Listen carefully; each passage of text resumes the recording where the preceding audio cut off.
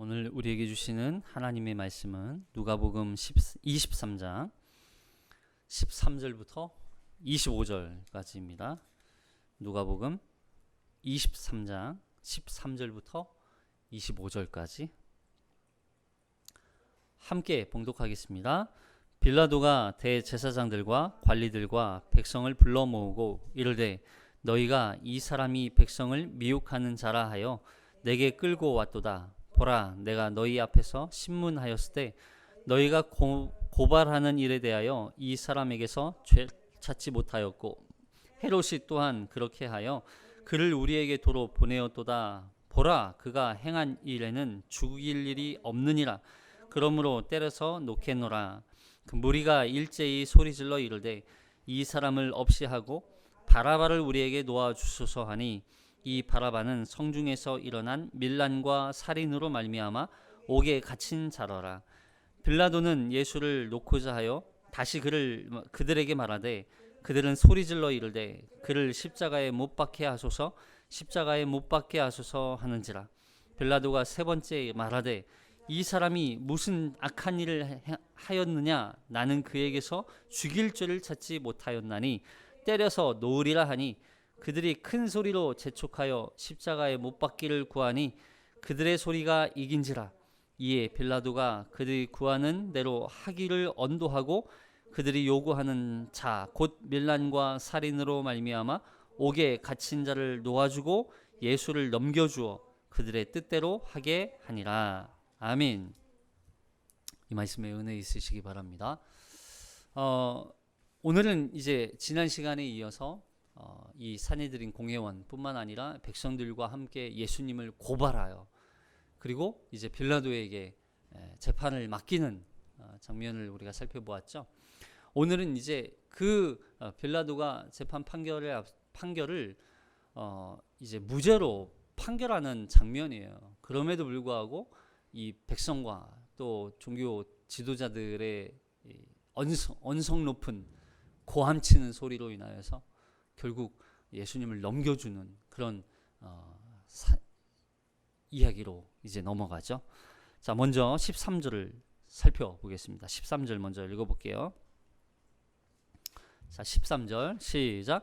빌라도가 대제사장들과 관리들과 백성을 불러 모으고, 지금 대제사장의 뜰에서부터 시작해서 이제 빌라도에게 그리고 헤롯에게 그리고 이제 다시 빌라도에게 다시 오기까지 많은 시간이 지난 것처럼 보이지만 불과 몇 시간이 지나지 않았어요. 지난밤에 잡히시면서 시작된 지 불과 몇 시간이 되지 않았어요. 그만큼 이제 예수님이 정오쯤 십자가에 못 박혀 이제 죽게 되는 이 과정이 이제 아침부터 지금 얼마 남지 않은 시간이에요. 그러니까 예수님이 잡히시고 밤중에 잡히셨죠. 새벽을 지나 동이 트고 아침이 되어서 이 재판이 시작되었어요. 그리고 재판에 굉장히 신속하게 모든 일들이 이루어지죠. 그리고 빌라도와 헤롯에게까지 두 번에 걸쳐서 무죄하다는 판결이 나왔음에도 불구하고 예수님은 여전히 재판을 받고 계세요. 그리고 예수님을 이 재판하는 이 현장에 모여 있는 사람들, 예수님을 죽이기 위해서 한 마음 한 뜻이 되어서 공모자가 되어 있는 이 무리에 의해서 예수님의 재판이 불법적이고 불의한 재판이 지금 진행이 되고 있는 상황을 우리에게 지금 보여주고 있어요. 그냥 단순히 재판받는구나라고만 인식할 수가 없는 굉장히 신속하게 그리고 너무 단촐하게 그리고 불법적이고 불의한 재판이 지금 진행되고 있다는 걸 캐치해서 우리가 읽어야 되는 거예요. 자, 예수님을 신문에 보고 이 빌라도는 비로소 죄가 없다는 것을 알고 있어요. 이 일에 관여하고 싶지 않아요. 빌라도는 더 이상 아무리 신문에도 죽일 죄가 없다는 것만 계속 밝혀질 뿐이지, 그래서 빌라도는 이 일에 손대고 싶지 않았어요. 관여하고 싶지 않았어요. 그래서 빌라도가 이제 예수가 갈릴리 사람이라는 이야기를 듣고 그러면 갈릴리 관할에 있는 헤롯에게 보내라. 그래서 헤롯에게 보냈지만 헤롯조차도, 그렇게 예수님을 만나고 싶어 했던 이 헤롯조차도 예수님을 만난 이후 예수에게 있는 죄가 없다는 것을 이제 동일하게 찾게 된 거죠. 그래서 아무 죄가 없으니 그냥 돌려보내라, 다시 빌라도에게. 그래서 헤롯마저도 예수님에게 죄를 찾지 못한 채 다시 돌려보내온 상황이 지금 빌라도가 이 무리를 다시 모으는 상황이죠. 왜냐하면 빌라도에게 굉장히 고민이 빠졌어요. 어떻게 해야 할지.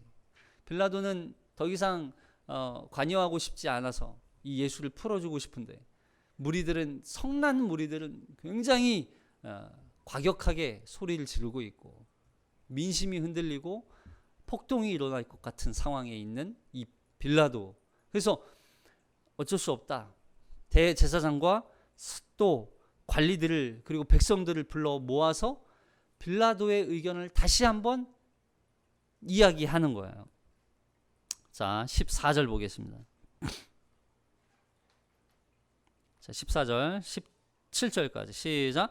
이르되 너희가 이 사람이 백성을 미혹하는 자라 하여 내게 끌고 왔도다. 보라, 내가 너희 앞에서 신문하였으되 너희가 고발하는 일에 대하여 이 사람에게서 죄를 찾지 못하였고 헤롯이 또한 그렇게 하여 그를 우리에게 도로 보내었도다. 보라, 그가 행한 일에는 죽일 일이 없느니라. 그러므로 때려서 놓겠노라. 그리고 17절에는 없음 표시되어 있어요. 자, 없음에 대한 말씀도 좀 이따 드릴게요. 이들이 예수님을 고소했던 내용 중에 세 가지가 뭐였냐면, 우리 지난 시간에 봤던 것 중에 우리 백성을 미혹했다는 거죠. 우리 백성을 미혹했다. 거짓으로 꾸며 거짓된 이야기로 백성들의 마음을 현혹시켜 선동을 일으키게 했다. 두 번째는 뭐예요? 가이사에게 세금 바치는 것을 금지했다. 못 바치겠다는 거죠. 세 번째는 뭐였어요? 자칭 왕이라 그러면서 그리스도라고 했다는 거죠. 자, 이 고소를 가지고 빌라도가 신문을 해봤지만 아무리 이 신문을 해도 없는 거예요. 죄를 찾으려고 했지만. 그리고 그 중에서도 백성을 미혹했다는 이 말, 백성을 거짓으로 속여서 이 유대 질서를 혼란스럽게 만들었다는 거죠. 그래서 유다 백성들의 마음을 혼동스럽게 해서 결국 선동을 일으키게 하는 요지가 되었다. 문제 요소가 되었다. 그래서 이 예수가 그런 민중 선동죄도 있어요. 사실은 여기에도 민중 선동죄로, 그리고 자칭 그리스도라 하는 하나님의 내가 왕이라 그러면서 신성 모독죄도 있었던 거죠. 이걸 다 예수님에게 고소했던 거예요. 그러나 이런 일로 예수님을 반역죄로 처형할 수 없다는 걸 이 빌라도는 잘 알고 있었던 거죠. 이 로마를 반드시 이 처형, 죽음, 사형 판결을 내릴 수 있는 처형은 로마를 직접적으로 대적하는 어떤 세력이나 아니면 대항하여 물리적인 어떤 손해를 끼쳐야만 했었던 이 범죄자들에 대하여 십자가형을 내렸던 거예요. 사형 선고를 내렸던 거예요. 근데 아무리 봐도 그럴 만한 사람이 아닌 거죠. 예수를 봐도. 그럴 것이 예수에게는 어떤 예수를 따르는 군대가 있었던 것도 아니고, 심지어는 예수를 따르던 무리가, 제자들은 이미 예수님이 잡히실 때부터 도망쳤고, 과연 이가 어떤 전쟁을 일으킬 수 있는 어떤 대적이 될 수 없다는 걸 이미 잘 알고 있었던 거죠. 그만큼 예수님에게서 죄를 찾아낼 수 없었고, 헤롯도 그가 행한 일에는 죽일 일이 없다고 다시 이 빌라도에게 도로 보냈다는 거죠. 그러니까 결국 빌라도에게 다시 보냈다는 말은 빌라도 예수에게서는 죄가 없으니까 그냥 풀어줘 라고 하는 그런 의미로 보냈던 거예요. 그래서 여기에서 이렇게 얘기하잖아요. 보세요. 15절 헤롯이 또한 그렇게 하여 우리에게 도로 보내었도다. 보라, 그가 행할 일에는 죽일 일이 없네. 보라 그래요. 보라, 봐라 이걸 봐라. 너희도 지금 똑똑히 보고 있지 않냐는 거예요. 너희도 지금 똑똑히 보고 이것이 지금 실제라는 걸 너희도 지금 알고 있지 않느냐. 내가 너희 앞에서 신문을 냈고 너희 앞에서 재판을 했고 너희 앞에서 지금 너희도 보고 있는 이 상황과 환경을 한번 봐라.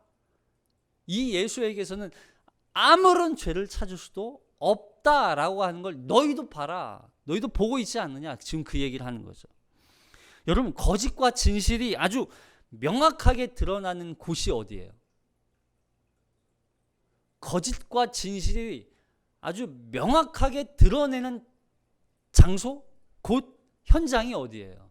재판하는 곳이에요. 재판하는 곳. 법정이에요. 법정.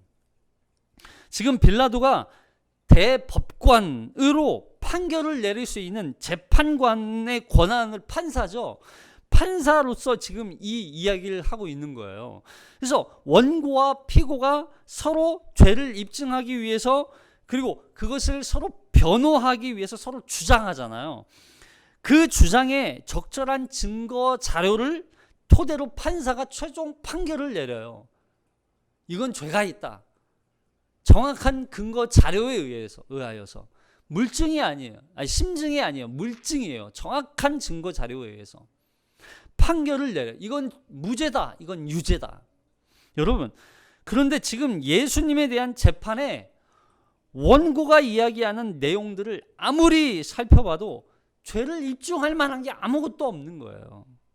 그래서 판결을 내리는 거예요. 너희도 지금 똑똑히 보고 있지 않느냐? 지금 빵빵빵 이 예수는 죄가 없다. 빵빵빵 무죄라고 하는 선고를 내린 상태란 말이에요. 그래서 이게 법정 용어예요. 법정 용어. 무죄다. 에? 죄가 없다. 나는 얘를 풀어줄 거야. 그래서 그렇게 얘기하는 거예요. 대신 경고의 의미로 당시에는 이 고소나 고발을 당하여서 재판을 받은 그런데 무죄로 판결나는 사람에 한해서 이 경고의 의미로 다시는 그런 일이 없도록 신중하게 살라는 의미로 이 매를 때려서 풀어주는 전통이 있었어요. 그래서 그냥 그렇게 풀어주려고 했었던 거예요. 빌라도는 계속 세 차례나 여기서 본인이 그렇게 얘기하잖아요. 내가 세 번째 얘기한다. 세 차례에 걸쳐서 예수님을 풀어주려고 노력했어요. 법정으로 아주 명확하게 예수님은 무죄라고 하는 게 판명된 상태예요. 자, 그러자 무리가 일제히 소리를 지르기 시작하죠. 저기 18절 볼게요. 18절, 19절. 18절, 19절. 시작. 무리가 일제히 소리질러 이르되 이 사람을 없이하고 바라바를 우리에게 놓아주소서 하니 이 바라바는 성중에서 일어난 밀란과 살인으로 말미암아 옥에 갇힌 자리라. 보세요. 여기 자 먼저 보기. 앞서 여기 17절에는 없음이라고 표기되어 있잖아요. 이 없음이라고 표기된 건 사실 다른 복음서들에서는 여기에 18절에 나오는 이야기를 어떻게 연결시키는 하나의 내용이 이렇게 한 가지가 언급되어 있어요. 뭐가 언급되어 있냐면 여기 마태복음 27장 15절 볼게요. 마태복음 27장 15절. 시작. 명절이 되면 총독이 무리의 청원대로 죄수한 사람을 놓아주는 전례가 있더니. 그러니까 없음이라고 표기한 건 이 내용이 누가의 관점에서 이 재판에서 이 내용이 그다지 중요하지 않아서 그냥 없음하고 넘어갔던 것 같아요. 그러니까 누가의 관점은 예수가 예수를 죄수 다른 사람과 풀어주는 것에 관점이 있는 게 아니라 이 재판에서 예수님이 무죄라는 걸 더 강조하기 위해서 이런 표현을 쓰고 있는 거죠. 그리고 마가복음 15장 6절에 보면 같은 내용이 또 똑같은 내용이 기록되어 있어요. 그러니까 마가와 마태는 이 그 예수님 대신 이 다른 범죄자를 풀어주는 이 이야기가 기록되어 있는 반면 누가는 이 풀어준다는 어떤 그런 이제 이 스토리가 기록되어 있지 않은 거죠. 결국 누가의 관점은 이 재판이 얼마나 불의한 재판이었고 예수님은 죄가 없으신 분으로 이 재판을 억울하게, 물론 억울하죠, 그죠? 무죄로서 이 심판, 이 재판을 받고 계신다는 그 초점으로 지금 이 스토리를 기록하고 있는 거예요. 근데 지금 누구를 대신 풀어달라고 요구하고 있는 거예요? 예수님 대신 바라바를 풀어달라고 하잖아요. 이 사람들은 지금 예수님 대신 바라바를 놓아달라고 지금 요청을 하고 있는 거예요. 여러분, 이 바라바는 어떤 사람일까요? 왜 여기에 바라바가 등장할까? 그냥 우연히 그냥 바라바가 잡혔는데 우연히 예수님 대신 풀림을 풀어주고 예수님 대신 그냥 이 스토리를 우연히 기록하게 됐을까요? 그렇지 않아요. 항상 저자들은 이 사건 하나하나에 굉장한 큰 의미가 담겨 있기 때문에, 그리고 보세요. 이 사건 하나에 누가 다 개입하세요? 하나님이 다 이 사건들을 개입하고 계세요. 그러면 이 사건에 등장하는 어떤 사건들이나 인물들은 단순히 그냥 우연히 등장하는 인물이 아니에요. 이 바라바도 마찬가지예요. 마태복음에는 이 바라바를 향하여서 아주 유명한 죄수다 이렇게 기록하고 있어요. 유명한 죄수다. 모든 사람이 유대 사람이라면 모든 사람들이 다 알만한 죄수예요. 다 알만한 사람이라는 거죠. 이 죄수는 마가복음에서 조금 자세하게 기록하고 있어요. 마가복음 15장 7절. 마가복음 15장 7절. 시작. 밀란을 꾸미고 그 밀란 중에 살인하고 체포된 자 중에 바라바라 하는 자가 있는지라. 무리가 나아가서 전례대로 하여 주기를 요구한데 빌라도가 대답하여 이르되 너희는 내가 유대인의 왕을 너희에게 놓아주기를 원하느냐 하니 이는 그가 대제사장들이 시기로 예수를 넘겨줄 줄 알미러라. 그러나 대제사장들이 무리를 충동하여 도리어 바라바를 놓아달라 하게 하니, 여기 보세요. 바라바를 향하여서 밀란을 꾸미고 그 밀란 중에 살인하고 체포된 자예요. 여기서 말하는 밀란은 뭐예요? 밀란을 꾸미고 밀란 중에 살인을 일삼았다고 말하는 이 바라바. 밀란은 이런 거예요. 보세요. 유대 민족 입장에서는 독립군이에요. 독립군. 누구를 향하여서? 로마를 향하여서 독립운동을 펼쳤던 항거자. 독립. 예. 근데 보세요. 그럼 로마 입장에서는 무슨 범죄자예요? 반역자죠. 반역자. 로마를 대항하는 반역자예요. 결국 여기에서 이렇게 밀란을 꾸미고 밀란 중에 살인했다라고 이렇게 표현하는 걸로 봐서 이 마가의 관점이 유대 백성들의 관점에서 기록한 것 같아요? 아니면 로마의 관점에서 기록한 것 같아요? 이게 중요해요. 잘 보셔야 돼요. 기록자가 마가예요. 마가가 지금 이걸 쓰고 있는 거예요. 마가는 지금 이 바라바를 향하여서 기록할 때 밀란을 꾸미고 밀란 중에 살인하고 체포됐다라고 표현하는 이 표현 속에는 유대 백성들의 관점에서 쓴 것 같아요? 아니면 로마 국가를 관점에서 쓴 것 같아요? 로마죠, 로마. 왜냐하면 만약에 독립군처럼 기록했으면 마가가 쓴 이 복음서가 통과가 됐을까요? 통과되지 않았을까? 그렇죠. 통과가 안 되죠. 왜냐하면 이 당시에는 이 복음서도 하나의 그 학자들에 의하면 마가가 쓴 이 복음서도 로마에 의해서 검문을 받았을 거라는 거예요.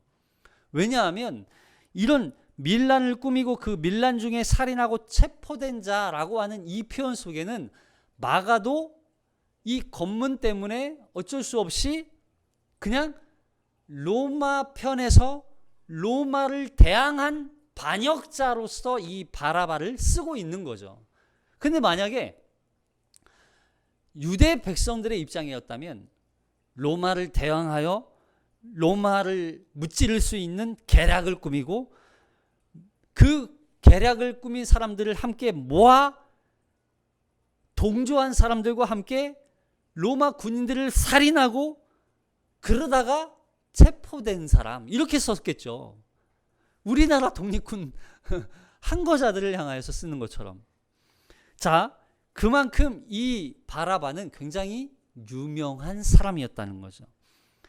근데 그런 바라바를 예수를 대신 잡고 바라바를 풀어달라.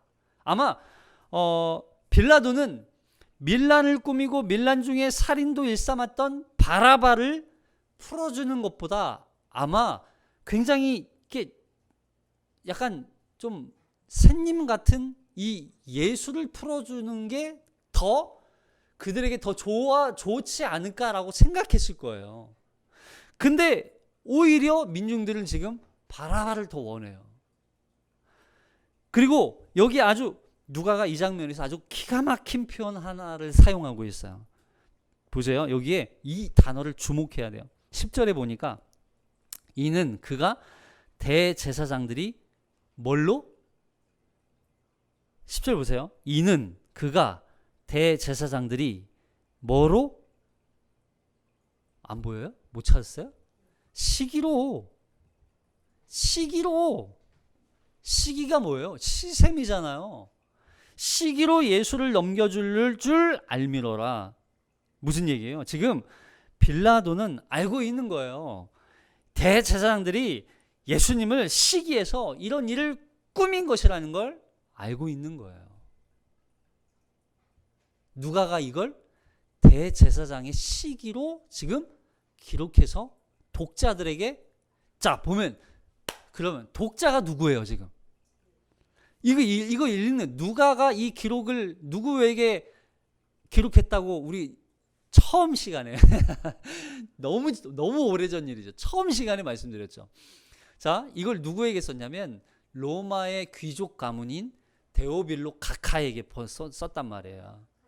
데오빌로 가카에게 보냈단 말이에요. 그러면 이 글을 읽으면서 지금 예수가 십자가에 달려 죽게 된 사건, 이 재판, 불의하게 불법적으로 이루어진 이 재판이 누구에 의해서 어떤 마음으로 인하여서 불거진 시작된 사건인 것을 보여주는 거죠. 대제사장들의, 서기관들의, 종교 지도자들의 시기로 인하여서 예수 그리스도께서 죽게 된 사건이라는 걸 증명해 주고 있는 거예요. 이걸 아주 공식적으로 역사적인 사실로 지금 여기에 기록하고 있다는 걸 우리가 깨달아야 돼요. 자, 그렇다면 이 장면에서 예수님 대신 바라바를 놓아달라는 이 장면이죠. 왜 바라바가 등장했을까라는 거. 왜 바라바를 등장했을까? 왜 바라바여야만 했을까? 다른 사람이면 안 될까? 자, 그렇다면 우연은 아니라는 거예요. 단순히 우연이 아니라는 거예요. 바라바는 유대인들에게는 혁명가였어요. 독립투쟁가였어요. 예전에 제가 유대 전쟁, 유대 유대 반란에 대해서 제가 말씀드렸잖아요. AD 69년 70년에 유대 반란, 유대 전쟁으로 인하여서 로마에 의해서 이 예루살렘이 완전히 폐허가 되잖아요. 돌 위에 돌 하나도 남지 않을 만큼 이 예루살렘 성전이 완전히 폐허가 돼요. 아주 비참하게 패망당하는 그런 치욕을 겪게 되죠. 그 과정 속에서 등장하는 인물이 바로 지금 이 바라바예요. 자, 유대인들에게 있어서 로마로부터 해방을 꿈꾸게 해준 인물이 바라바란 말이에요. 그러니까 유대인들에게는, 그리고 이 종교 지도자들에게는 자신의 이득과 전통을 지키는 것보다 오히려 사랑과 용서를 가르치는 예수보다 민족 독립을 위해서 투쟁하는 이 바라바가 더 나은 존재로 이들에게는 다가왔던 거죠. 그런데 로마 입장에서는 반역자였죠. 그래서 예수가 아니었으면 아마 이날 바라바가 십자가 처형을 당했을 거예요. 바라바라는 이름은요, 그리고 라바라고 하는 이름이 섞인 합성어예요. 라바. 바는 뭐냐면 아들이라는 뜻이고, 라바는 뭐냐면 아바라고 하는 단어에서 나온 거야. 아바라는 단어 우리 많이 들어보지 않았어요? 아버지. 아바라고 하는 단어가 아빠라는 단어예요. 아빠. 그러면 아버지의 아들이라는 뜻이에요. 이 바라바가 아버지의 아들이라는 뜻이에요. 근데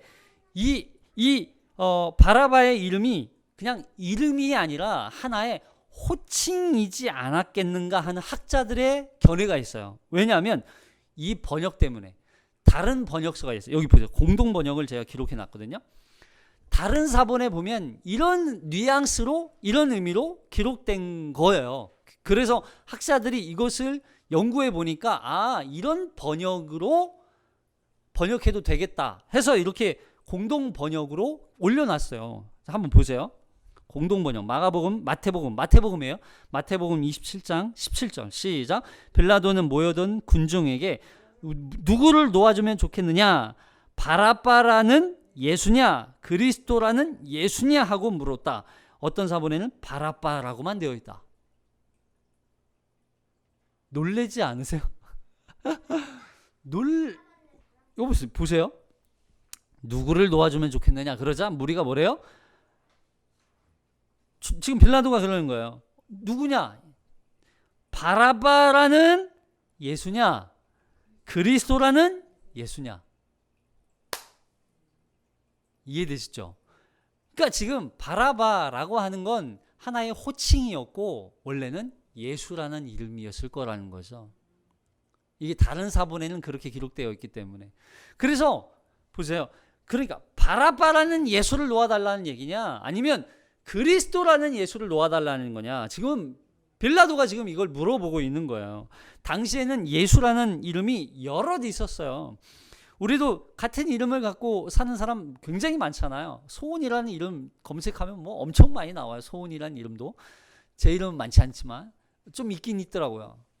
선자 이름 엄청 많죠. 은정 엄청 많죠. 민호라는 뭐 엄청 많죠. 광수라는 뭐 엄청 많죠. 예. 그럼 이게 다 이름이 좋으니까 쓰겠죠. 자, 이 예수라고 하는 단어도, 이름도 굉장히 많았어요. 특히 구약시대에서부터 썼던 이름 중에 하나는 여호수아, 그리고 호세아. 이게 다 같은 예수라고 하는 이름이에요. 같은 이름이라고요. 그러니까 이 바라바라는 사람의 이름도 원래는 예수였을 것이고, 그리고 그리스도이신 예수, 이 사이에서 누구를 놓아줄지에 대해서 논의를 지금 물어보고 있는 거예요. 그러니까 보세요.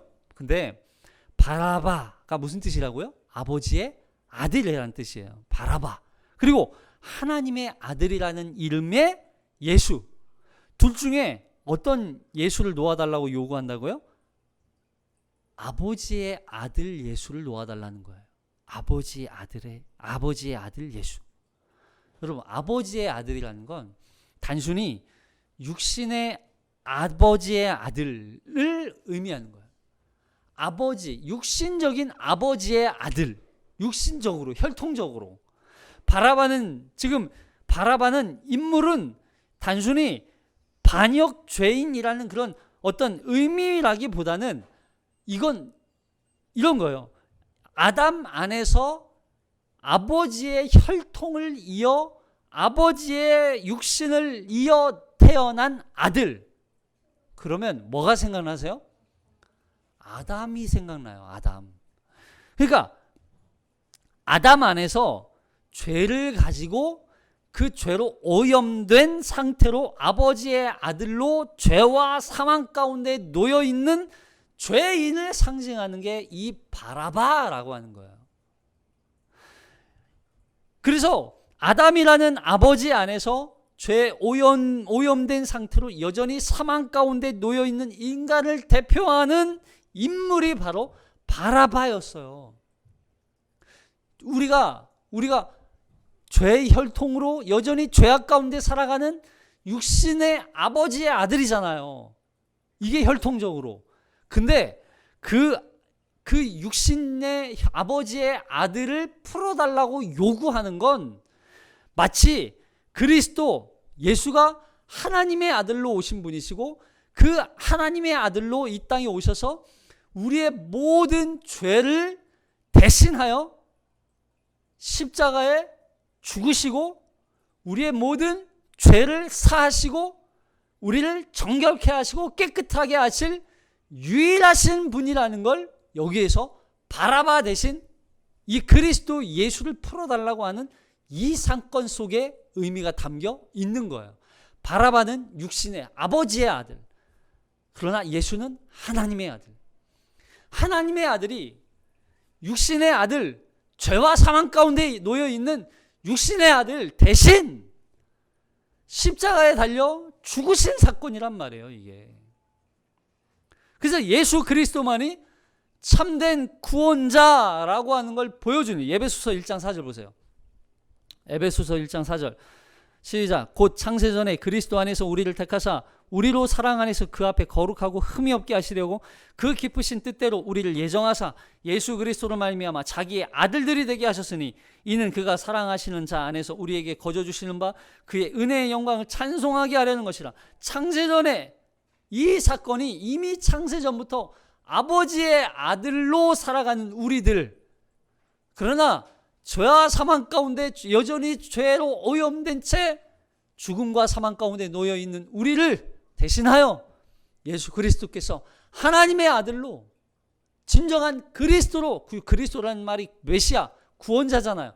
메시아로, 구원자로 이 땅에 오셔서 바라바 대신 십자가를 지신 것처럼 우리 대신 십자가를 지셔서 우리에게 영원한 죄사함과 영원한 자유와 하나님의 자녀가 되게 하신 그 놀라운 구원의 축복이 이 사건 속에 기록되어 있는 거예요. 진짜 하나님의 아들이신 예수 그리스도를 통해서 구원이 성취된다는 걸 말씀하고 있는 거예요. 이 유대 백성에게 지금 정말 필요한 건 어떤 예수예요? 바라바예요? 아버지의 아들이에요? 아니에요. 하나님의 아들이신 그리스도 예수가 우리에게 진짜 필요한 거예요. 근데 그런 그리스도 예수를 그들을 스스로 버린 거예요. 그래서 결국 이 사건 속에 빌라도뿐만 아니라 대제사장과 이 유대 백성들, 종교 지도자들, 이들의 이 예수를 십자가로 내몬 이 사건 속에 있는 그들이 책임이 있다 없다? 없다고 말할 수 없는 거예요. 그래서 자, 계속해서 빌라도는 계속 예수를 놓아주려고 했어요. 하지만 그럴 수 없었죠. 20절에 볼게요. 20절 시작. 빌라도는 예수를 놓고자 하여 다시 그들에게 이르되 그들은 소리질러 이르되 그를 십자가에 못 박게 하소서, 십자가에 못 박게 하소서 하는지라. 빌라도가 세 번째 말하되 이 사람이 무슨 악한 일을 하였느냐? 나는 그에게서 죽일 죄를 찾지 못하였나니 때려서 놓으리라 하니 그들이 큰 소리로 재촉하여 십자가에 못 박기를 구하니 그들의 소리가 이긴지라. 결국 빌라도의 의도와 다르게 그들의 소리가 이겨요. 그들의 요구가 이루어지게 되는 것이죠. 여기서 이들의 요구가 처음부터 십자가에 못 박아 죽이고자 하는 목표였다는 걸 알 수 있죠. 여기서 빌라도가 3번씩이나 예수를 풀어주려고 했다는 것은 누가가 보여주고 있어요.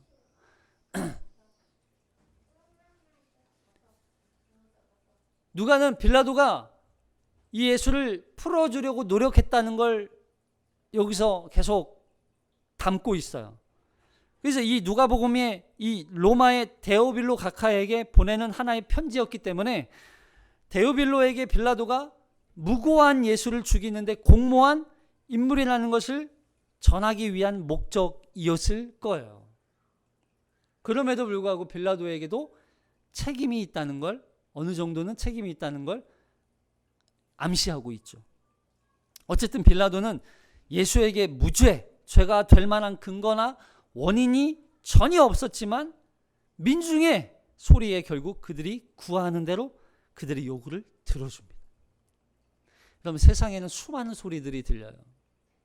여러분, 우리가 믿음으로 살아가는 데 있어서, 그리고 그리스도인으로 살아가는 데 있어서, 성도로 살아가는 데 있어서 굉장히 세상 소리가 많이 들려요. 우리가 누구의 소리에 귀를 기울여야 돼요? 우리는 민중의 소리에 귀를 기울여야 돼요? 아니면 하나님의 음성에 귀를 기울여야 돼요? 하나님의 음성에 귀를 기울여야 돼요. 세상 사람들은, 여러분, 세상 사람들은 우리를 보면서 우리가 정상적이지 않은 사람처럼 우리를 봐요. 세상 사람들은. 그들이 정상인 것처럼 생각해요. 지금 보세요. 빌라도가 비정상처럼 보이는 거예요. 누구 눈에는? 유대 백성들 눈에는, 민족 지도자들 눈에는 빌라도가 이상한 것처럼 보여요.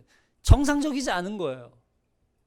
그 빌라도는 그런데 본인이 생각하고 내렸던 결정을 오히려 민중의 소리에 이끌려 어쩔 수 없이 바꾸죠. 민중의 소리를 아예 전혀 듣지 말라는 게 아니에요. 그러나 우리가 먼저 들어야 할 소리는 하나님의 음성이에요. 자, 이것이 빌라도가 어쩔 수 없이 예수를 십자가에 내어주게 되는 사건이죠. 그렇다고 해서 빌라도에게 책임이 없다는 건 아니에요. 우리가 사도신경에서 고백했듯이, 손잡이, 우리가 사도신경에서도 고백했듯이 빌라도에게 고난을 받으사 십자가에 못 박혀 죽으시고 라고 이렇게 고백하잖아요. 이 고백의 의미는 예수님은 죄가 없으심에도 불구하고 빌라도가 어쩔 수 없이 십자가에 내어 주었다. 그리고 인류의 죄를 위해서 친히 하나님의 어린 양으로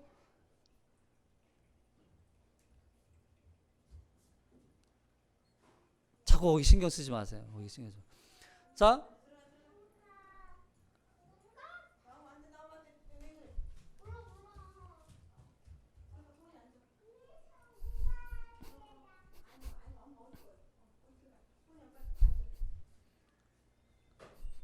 결국 보세요. 여러분, 이 우리가 사도신경으로 고백하는 이 고백은 빌라도 때문에 예수님이 죽었다 그런 의미가 아니에요.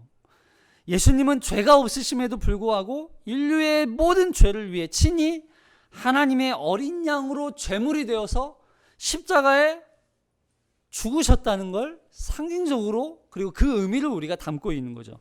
그리고 빌라도라고 고백하는 그 빌라도의 의미는 역사적인 실제, 이게 여러분 예수님이 십자가에 죽으신 사건이 전설이에요? 아니면 전승이에요? 전설이에요? 아니에요. 아무것도 아니에요. 예수님이 십자가에 죽으신 사건은 실제 사건이에요. 과거에 역사적으로 기록되어 있는 진짜 있었던 사건이라는 걸 기록하고 있는 거예요. 진짜라는 거, 진짜라는 거. 이걸 부정한다는 건, 예수님이 십자가에 죽으신 사건을 부정한다는 건 역사를 부정하는 거하고 똑같은 거예요. 이건 실제예요, 실제. 그래서 신화가 아니라 예수님이 십자가에 죽으신 사건은 신화나 전승이 아니라 실제 있었던 사건으로 우리가, 여러분, 그래서 역사라는 건 우리가 믿든 안 믿든이에요. 믿든 안 믿든. 내가 믿으면 실제고 내가 믿지 않으면 아니고 아니라는 거예요. 내가 믿든 안 믿든 역사는 실제예요. 그래서 예수님이 살아계셨고 예수님이 사셨던 그 공생애도 사실이었고 예수님이 십자가에 달려 죽으신 사건도 실제였고 예수님이 죄 없이 죽으신 사건도 실제였다는 걸 말해주고 있는 거예요. 자, 그러면서 24절에, 자, 24절 시작. 이에 빌라도가 그들이 구하는 대로 하기를 언도하고 그들이 요구하는 자 곧 밀란과 살인으로 말미암아 옥에 갇힌 자를 놓아주고 예수는 넘겨주어 그들의 뜻대로 하게 하니라. 자, 그래서 결국 예수님을 십자가에 넘겨주죠. 그들의 뜻대로 넘겨줘요.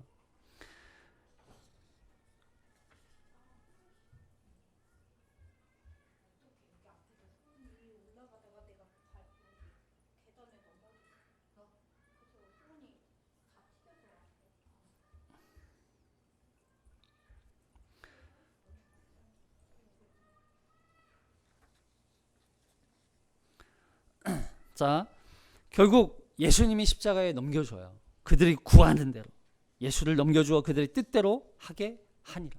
그냥 빌라도는 실패자라고 볼 수도 없고 그렇다고 빌라도는 어쩔 수 없이 그 민중의 요구대로 예수를 넘겨주게 돼요. 칼빈은 이 빌라도에게 고난을 받았다는 이 고백, 이 사도신경의 고백에 대해서 어떻게 설명하냐면, 한번 읽어보세요. 한번 들어보세요. 자, 이 사건에 대해서 빌라도에 대해서 이렇게 얘기하는 거죠. 형벌의 노예가 된 우리를 묶고 있던 죄책이 하나님의 아들의 머리로 옮겨졌다. 형벌의 노예가 된 우리를 묶고 있던 죄에 대한 책임이 하나님의 아들의 머리로 넘겨졌다. 하나님의 아들인 예수 그리스도에게 넘겨졌다. 무엇보다도 으뜸으로 우리는 이 대신 갚음에 깊이 생각해야 됐다. 예수 그리스도께서 우리 대신 하나님의 모든 죄책이 예수에게 넘어갔다는 걸 우리는 깊이 생각해야 된다는 거죠. 그렇지 않다면 하나님의 아들이 그 자신에게로 옮기신 하나님의 공의로운 보복이 마치 아직도 우리에게 임박해 있기라도 하듯이 우리는 전생애 동안 두려워하고 근심하게 될 것이다. 그렇죠? 만약에 이 사건이 없었다면 우리는 전생애 동안 우리에 대한 이 하나님의 진노와 죄에 대한 책임에 대한 하나님의 심판으로 인하여서 우리는 전생애 동안 두려움 가운데 빠져 살게 될 거예요. 물론 그 두려움 가운데 여전히 빠져 살아가는 불신자들도 있죠. 결국 우리는 이 예수님의 빌라도에 의한 공적인 재판을 통해서 죄 없으신 하나님의 아들의 이 사형 선고를 통해서 우리는 죄사함과 회복과 구원의 은혜를 누리게 되는 거예요. 그래서 이사야서 53장 5절 우리 마지막 말씀 다시 한번 이 말씀을 기억하며 의미를 되새기며 읽어보겠습니다. 이사야서 53장 5절 시작. 그가 찔림은 우리의 허물 때문이요 그가 상함은 우리의 죄악 때문이라. 그가 징계를 받음으로 우리는 평화를 누리고 그가 채찍에 맞음으로 우리는 나음을 받았도다.